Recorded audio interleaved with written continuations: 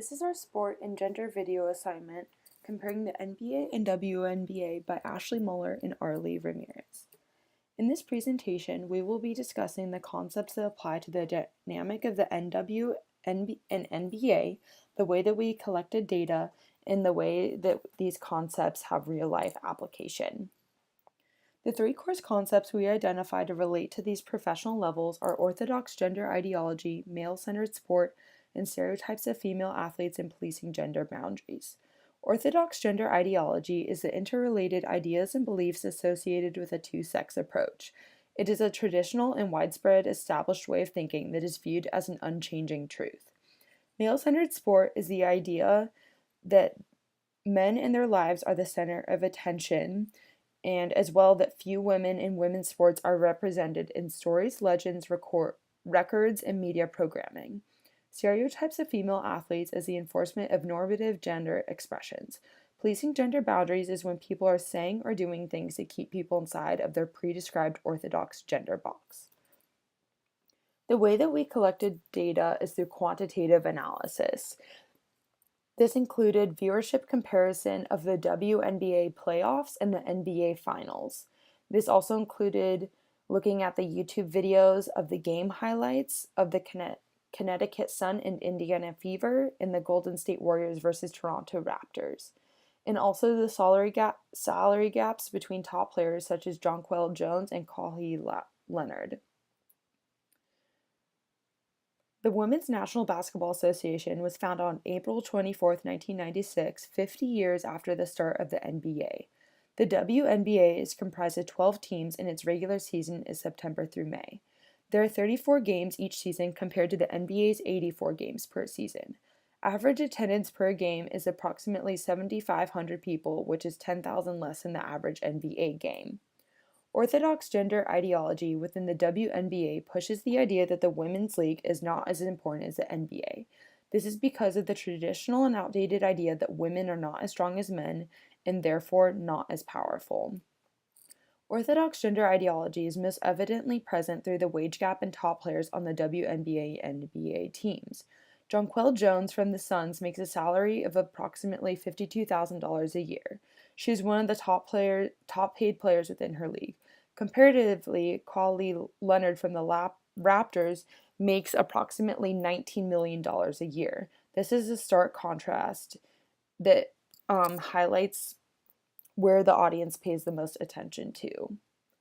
Male-centered sport within professional basketball is apparent on several different layers. The WNBA has much less viewership, sponsorship, support, and attendance overall. For example, the WNBA playoffs in 2014 had an estimated viewership of 489,000 people, whereas the NBA finals had 15.54 million viewers on average. Male-centered sport is seen firsthand in the Suns vs. Fever game. This is noticeable by the lack of audience members when compared to an NBA game. There are many empty seats in the stands, and during the games, many of the audience members lacked enthusiasm. Whereas the Raptors vs. Warriors game, there's a continuous uproar and a jump of excitement every time the home team scored. This shows a center of attention focused predominantly on the NBA games from its fans. Stereotypes of female athletes is often portrayed in the media coverage of women's sports and is a highlighted topic in the news. Since female athletes have become increasingly popular, their personal lives have been torn apart and analyzed for all the world to see. Popular example of a stereotyped female athlete is Billie Jean King. She was scrutinized during her career as a pro tennis player for having a homosexual affair and was also criticized for dedicating her life to her career instead of starting a family. Leisha Clarendon from the Suns is a rare example of an openly gay woman in the WNBA. Even more so, she is a Black Christian. She emphasizes this in her contribution to the Adidas campaign, She Breaks Barriers. She explains how she loves to be a role model for young girls who aspire to become athletes, and for them to see that people like her can and do exist in the WNBA. Her going against gender boundaries sets a huge example to viewers and goes against the stereotypes of female athletes having to be feminine and heterosexual. Her embracement of her uniqueness sets her apart and highlights her strength and her courage. So I will be focusing on the NBA game, Warriors versus Raptors, Game 1 of the playoffs. Since this was the first game of the playoffs, I noticed that the energy level of the audience and the commentators was amplified. Like right away, we noticed the tone of voice used by the commenters was different in comparison to the WNBA game. There was more enthusiasm, and when talking about the players, they would describe their performance instead of their personal lives. For example, when they would describe a female player's movements, they would use words such as beautiful and poise. But when describing male players, they would use words as like fierce, quick dives. They were more descriptive on their action. Basketball is known as one of the big three. It is a very popular sport in the United States. In the name itself, the National Basketball Association, we specify that there is a women's national basketball association, but we don't do that for the male league, showing that the men's national league doesn't have to be differentiated in the sport because it is already male-centered. And fans are a big part in sports. They support the sport socially and also commercially through ticket sales, merchandise, sponsorships. There were thousands of fans watching the game outside of the stadium. They were started to show up at 4 in the morning to watch this game and to be experiencing this game with everybody else. And there was thousands more inside of the stadiums, and there was millions more watchings. This was very different compared to the women's national basketball game. They did not have this many fans watching inside or outside. This shows that there is a lot more emphasis on the male basketball team than there is on the female.